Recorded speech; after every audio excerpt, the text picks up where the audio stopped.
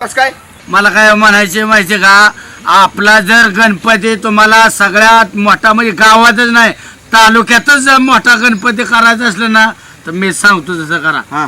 आपल्या गणपतीच्या प्रत्येक दिवसाच्या आरतीला आपण सेलिब्रिटी बोलू. रामभाऊ सेलिब्रिटी ह्याला शिळी बोकाड कोंबड्या ह्याच्याशिवाय नादच नाही. सेलिब्रिटी असते आणि काय करायचं माहिती का, त्यांना ठरवायचं आपण. हा. ठरवताना काय ठरतं ते म्हणतात की आम्हाला इतकं इतकं पैसे द्या. हा. त्यांना काय म्हणायचं देतो. हा. हे अडवायचं आमच्याकडून 10,000 रुपये जमा करा. हा. आणि हिथं आणली हा. की सगळ्या बायका पुढे बसलेल्या असणार, माणसं पुढे बसलेले असणार हा. आणि त्यांच्या पुढे लगेच आपलं मंडळाचं पावती पुस्तक टाकायचं. बर या म्हणायचं जाऊ. ती काय करणार, लाजणार. बायांना बायांना लाजणार. हा, हा. लाजकाचं त्यांना लाख लाख रुपये वर्गणी द्यायला काय मारतात काय दावा. बाळासाहेब तुम्ही दुसऱ्याची अकला काढू नका. सेलिब्रिटी आणायचं म्हणजे काय वर्गणीची पावती फाडा येत नाहीत. अहो तीच मागत्यात म्हणतात द्या पैसे. तुम्हाला माहिती आहे का? भावना येतं मी रामभाऊ.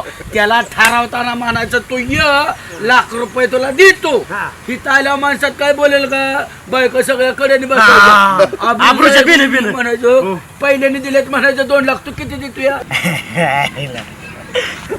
पाय कुठे तुमचं असं नसतं. द्या, द्या, द्या. अरे वागे अहो सेलिब्रिटी काय 2-2 लाख रुपये आपल्याला देणार आहेत का गावात तेव्हा? अहो तसं नसतं. उलट त्या सेलिब्रिटींना आपल्या गावात येण्यासाठी आपल्याला लाख लाख 2-2 लाख रुपये द्यावे लागतात. आणि तुम्ही म्हणतात ते आलं की त्यांच्या समोर पावती फेकायची, त्यांच्याकडून पैसे घ्यायचं. बघा आता रामभाऊ खेळले गाव सगळं कुठं होणार सेलिब्रिटी आल्यावर आपल्या मंडळा पुढं. हा. आणि मग त्यामुळं आपण प्रचार करायचा तवा. ही गोष्ट खरी आहे की सेलिब्रिटी आणली तर आपल्या मंडळाचं वजन वाढणार रामभाऊ. आणि मंडळाचं वजन वाढलं की कसं होतं की लोक आकर्षित जातात त्याच्या. आणि सरपंचाला एवढी अक्कल नाही. आणि त्याची बुद्धी आमच्या रागेपेक्षा कमी आहे. वरच्या लेवलने खेळायचं, वरच्या लेवलने. हा चालते, हरकत नाही की आपण दानका केलाच पाहिजे.